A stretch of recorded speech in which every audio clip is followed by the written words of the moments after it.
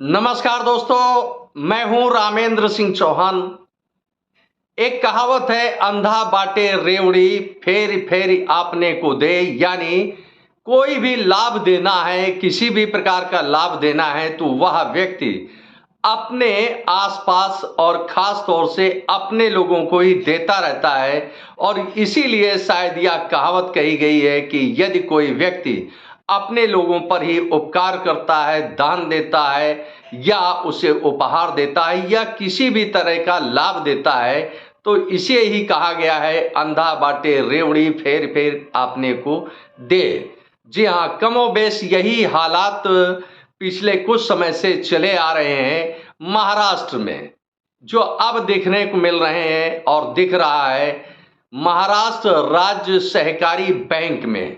महाराष्ट्र राज्य सहकारी बैंक में 5,000 करोड़ रुपए से अधिक का घोटाला हुआ और यह घोटाला एनसीपी नेता शरद पवार के अपने लोगों के बीच में हुआ।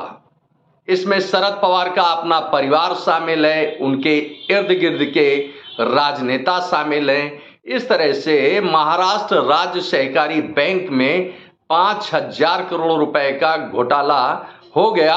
अब महाराष्ट्र राज्य सहकारी बैंक में आखिर पैसा किन लोगों का है, इस पर भी बात करते हैं। तो जो गरीब होते हैं, मजदूर होते हैं, मजलूम होते हैं, जो दो दो पैसे जोड़कर बैंकों में जमा करते हैं, वह खास तौर से सहकारी बैंक में अपना पैसा जमा करते हैं और एक उम्मीद लगाए रहते हैं कि उनका पैसा सुरक्षित है, उनको कुछ ब्याज मिलेगा।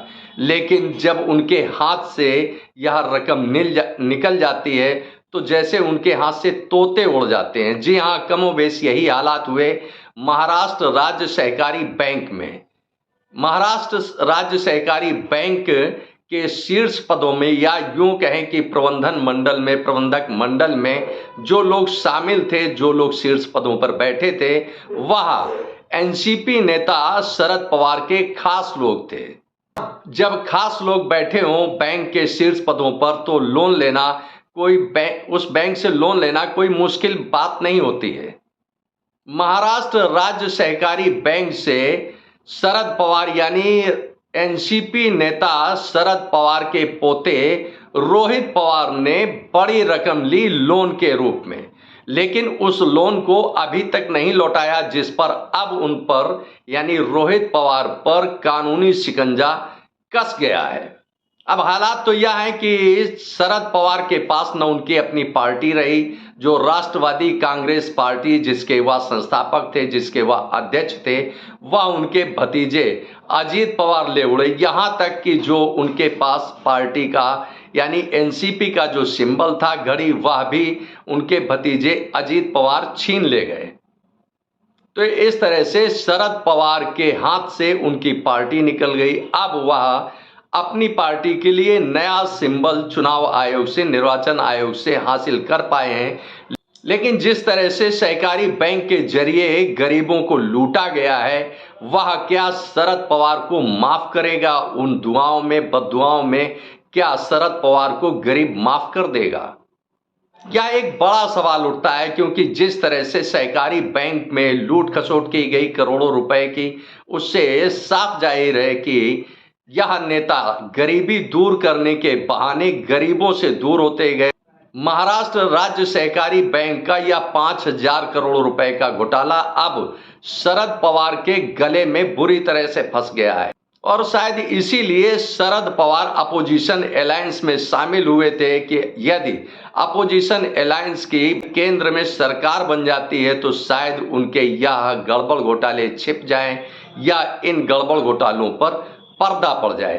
मामला यही विराम नहीं लेता है कि शरद पवार के पोते रोहित पवार को महाराष्ट्र राज्य सहकारी बैंक ने बिना किसी शर्त पर लोन दिया और लोन भी नहीं लौटाया। तो आखिर यह लोन का पैसा खर्च कहां किया गया? तो शरद पवार के पोते रोहित पवार को औने पौने दाम में सहकारी चीनी मिल सौंप दी गई।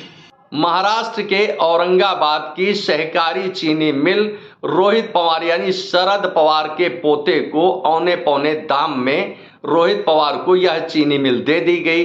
अब जब मामला दर्ज हुआ, खास तौर से यह मामला 2019 में दर्ज हुआ, जिसमें शिकवा शिकायत हुई कि सहकारी समितियों की चीनी मिलें औने पौने दामों में बेची जा रही हैं, जबकि इनकी कीमत करोड़ों में है, अरबों में है। लेकिन जब इसकी जांच पड़ताल की गई तो होश उड़ गए जांच एजेंसियों के। लिहाजा शरद पवार के पोते रोहित पवार के खिलाफ 2019 में एफआईआर दर्ज हुई।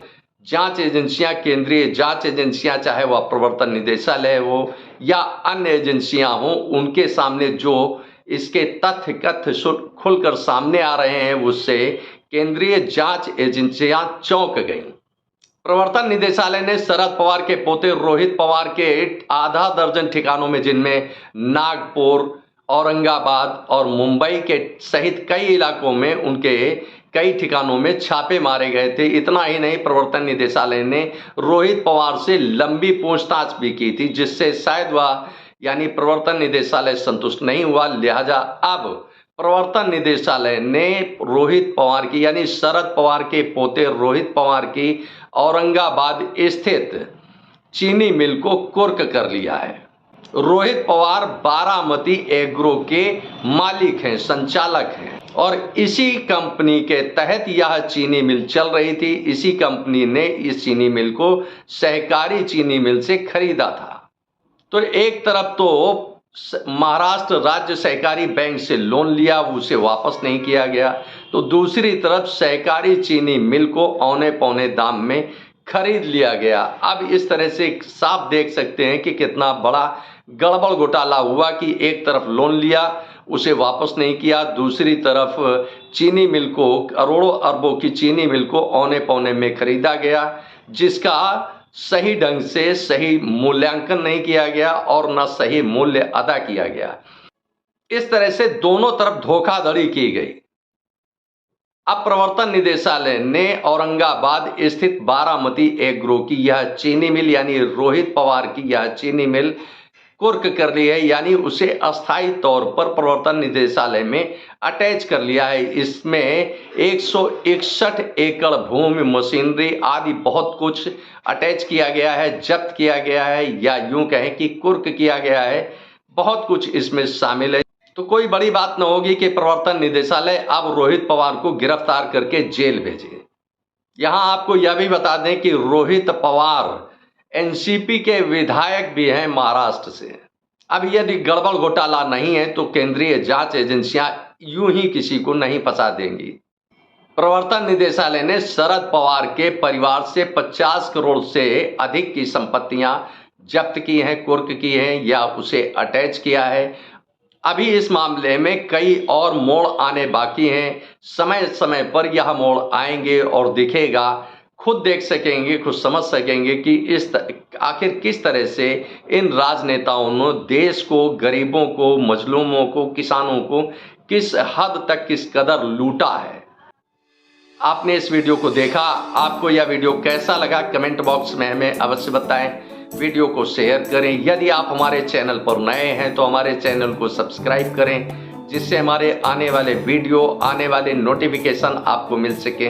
दोस्तों, वीडियो को लाइक करना ना भूलें। आप लाइक करते हैं तो हमारा प्रोत्साहन होता है, हमारा मोटिवेशन होता है। आपने वीडियो को देखा, आपका बहुत बहुत धन्यवाद। Thank you. जय हिंद, जय भारत।